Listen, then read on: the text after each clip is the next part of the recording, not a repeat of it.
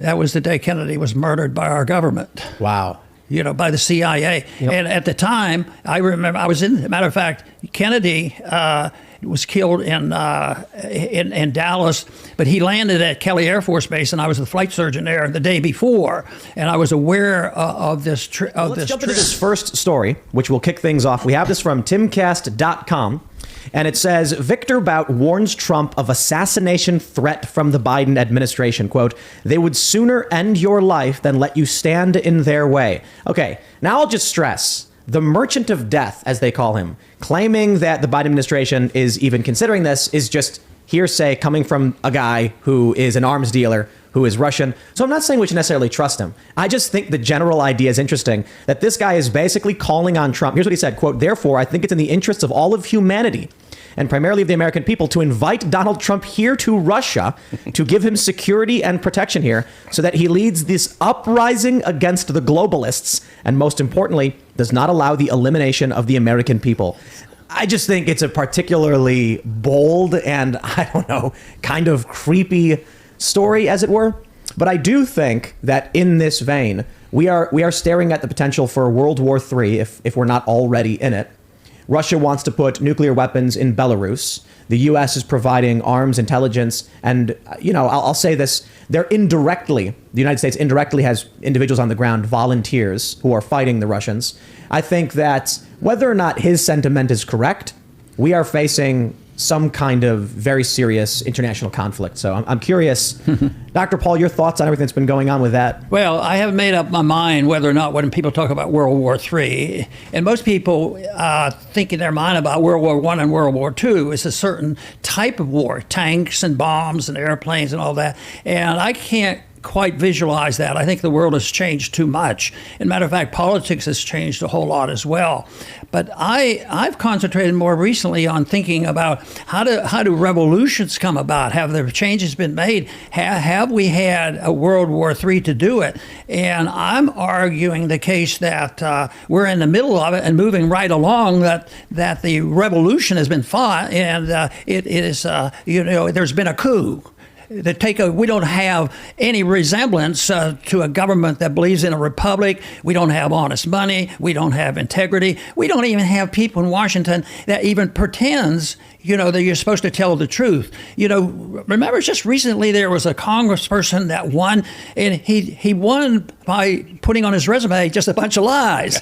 and the other ones got hysterical, the other congressmen, telling lies like this. And I got to thinking, well, how many of these people that were complaining about this guy telling lies, how many of them lied when they raised their hand up and swore to uphold the Constitution? Now, that's a lie that really has consequences. Actually, you could probably make fun and make a little joke because his jokes weren't, everybody knew he was fibbing, but the real lies are being told, and that is our big problem. But I do believe there has been a coup, and it's been taken over, and if I want to just put the date in my mind, and anybody could pick probably any date in the last 100 years, but I have picked November 22nd, 1963. What happened on that day? That was the day Kennedy was murdered by our government. Wow.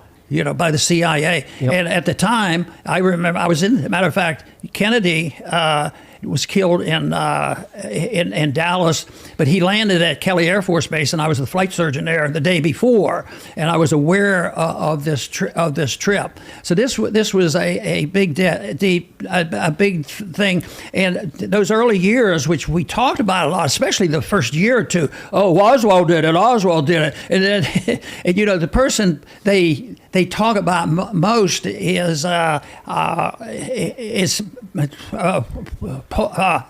Dulles as being the instigator of all this. And he, guess what?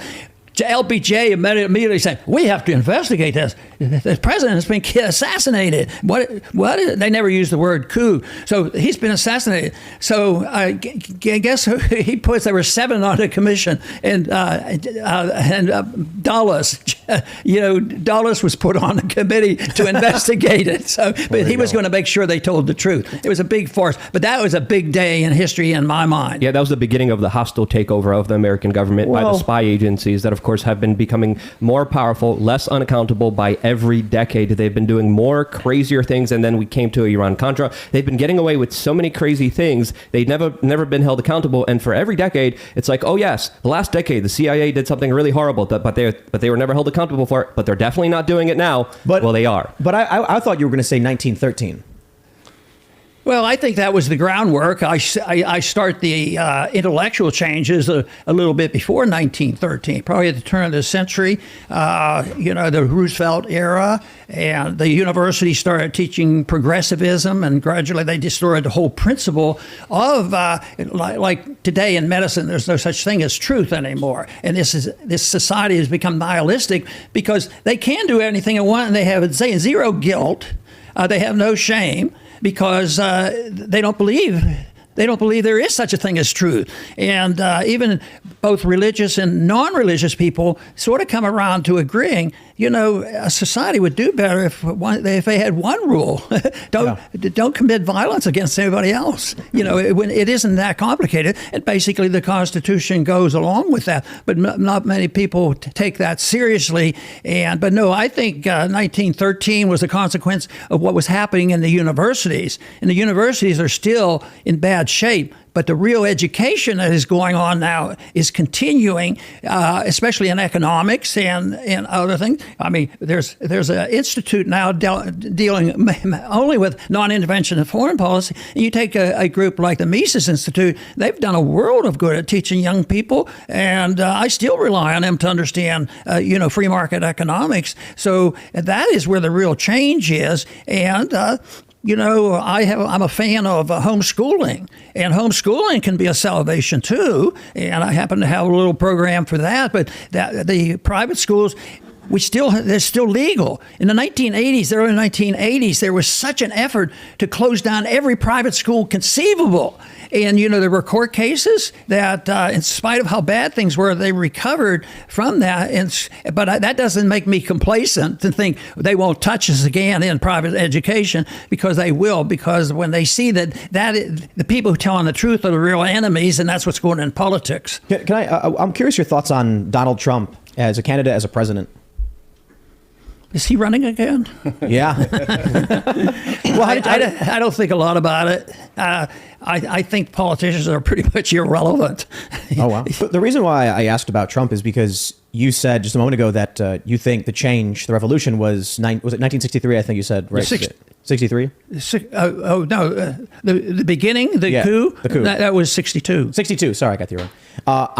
Based on this story we pulled up, and you have this Russian arms dealer saying Trump's at risk, I'm wondering if you think there's any validity to that. What was that again? The Russian arms dealer claiming that Trump's life is at risk because he's trying to stop globalists. I'm wondering if you think that's absurd. Well, to me, I come across with that as, I probably don't know enough about it to be really astute about it, but it seems so superficial. I'm more into Marxism and why Marxists are nihilists, and why whether it's the original Marxists or the cultural Marxists of today, that their main goal, since they don't have to worry about truth and honesty, their main goal is chaos. Street chaos, riots, and you don't have to go very far to look around for what's going on. Their goal is, and so I still struggle with it. Why do they do this? It's so stupid and so harmful. And the only real explanation, it isn't stupidity. It's done on purpose, because chaos leads to the breakdown of order, and that is our real threat. But it originated, I think, back even before 1913. It's just that then it was 1963. That assassination was a big thing. That same decade, Martin Luther King and RFK and over 100 people that were loosely associated with Kennedy, that they suddenly died. Nobody knows exactly which ones were related or what, but there's some noise out there that really indicates that it was a big, big event. Yeah, wow. Bobby Kennedy,